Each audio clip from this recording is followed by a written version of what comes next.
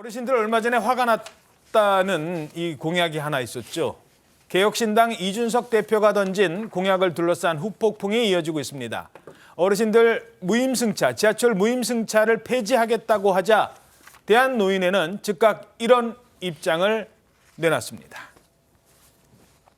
현재 65세 이상에게 제공되는 지하철 무상 이용 혜택을 폐지하겠습니다. 이 비용은 현재 대부분 도시철도 운영기관의 부채로 남게 되어 미래 세대에게 전가되고 있는 비용입니다. 전국 950만 명에 달하는 만 65세 이상 노인층에게 월 1만 원에 해당하는 연간 12만 원의 교통카드를 지급하도록 하겠습니다. 이준석 개혁신당하는 사람이 지하철 무임하는 제도를 비판하고 엉뚱한 소리를 하는데 별 적자가 난다 이런 말은 지난번에 국토교통부 용역보고서 결과가 지하철 적자는 무임하고는 아무 연관관계가 없다고 보고를 했습니다. 자, 이후에 이준석 대표가 별다른 사과가 없었다 이러면서 대한노인회장이 직접 기자회견을 열었어요. 네, 김호일 대한노인회장은 이준석 지하철 노인 무임승차 폐지 망언 규탄 기자회견을 열었습니다.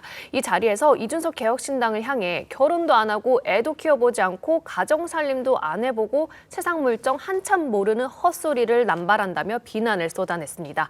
그러면서 한강 기적 199 우리나라 10대 경제 강국 만든 1등 유공자인 노년층에게 혜택 주지 말자는 건 학대라고까지 말했습니다.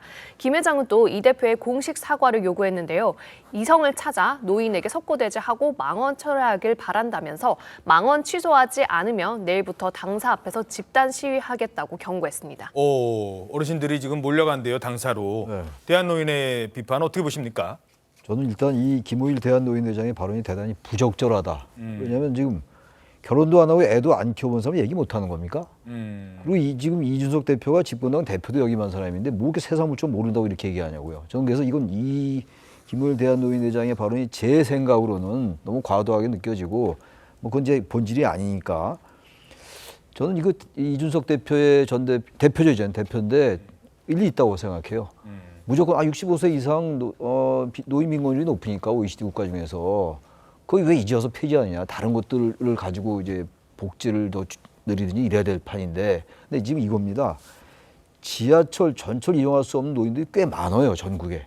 지방 같은 경우는. 그분들은 아무리 65세 노인들에게 그 지하철 무임승차권 줘도요. 1년에 거의 이용을 못 한다고요. 그럼 그분들은 이 마을버스 타고 나올 거 아닙니까, 어디에. 그럼 그분들에게 지금 저 이준석 대표가 매달 10,000원씩 12만 원, 뭐 얼마 안 되는 돈까지 느낄지 모릅니다만 그런 노인분들에게는 10,000원 정도 있어가지고 교통카드로 이용할 수 있다면 그것도 굉장히 큰 복지예요. 왜냐하면 그분들은 다른 혜택이 없으니까. 그 지하철 이용 못 하니까. 그렇다면 언제 이런 얘기 있었잖아요. 65세 이상이 지금 나이들이 많이 연령이 늘어났기 때문에 뭐 70세로 늘리자라든지 그런 논의도 있었던 게 사실이에요. 그래서 이 부분은 뭐 나름 여기에 대한 반대 의견이 있을 수 있어요. 근데 저는 지금 이준석 대표의 이 65세 노인들에 대한 무임승차권 폐지가 마냥 아주 허황된 거냐.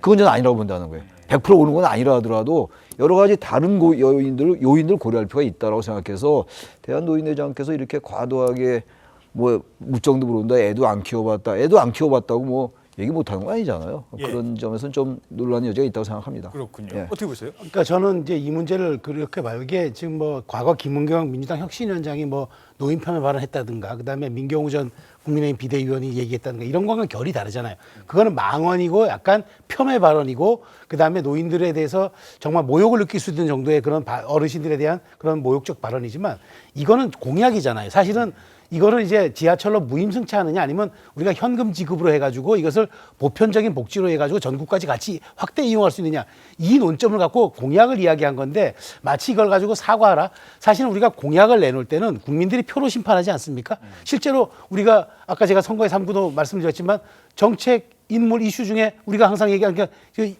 이슈에 정책이 들어갑니다. 그렇기 때문에 이 문제는 그렇게 봐줘야지 이걸 가지고 물론 이제 뭐 노인회장 입장에서는 그 국토교통부의 분석과 좀 이준석 대표 얘기가 다를 수는 있지만 그거는 분석한 시기와 여러 가지 데이터가 다르면 해석이 다를 수 있기 때문에 저는 이 얘기는 이제 한번 공론화시켜서 그럼 국회에서 한번 토론해보자라고 아니면은 우리 노인회와 개혁신당에 한번 같이 얘기를 해보자 이렇게 가는 게 맞지 무조건 사과하라라고 하는 거는 사실은 정책과 이슈에 대한 이야기들을 너무 감정적으로 이걸 다루는 듯한 게 전 느껴져가지고 이건 조금 다르게 우리가 표로서 혹은 유권자들의 판단으로서 심판해야 될 부분이지 그걸 가지고 사과하고 말라의 그 영역은 아닌 것 같아요.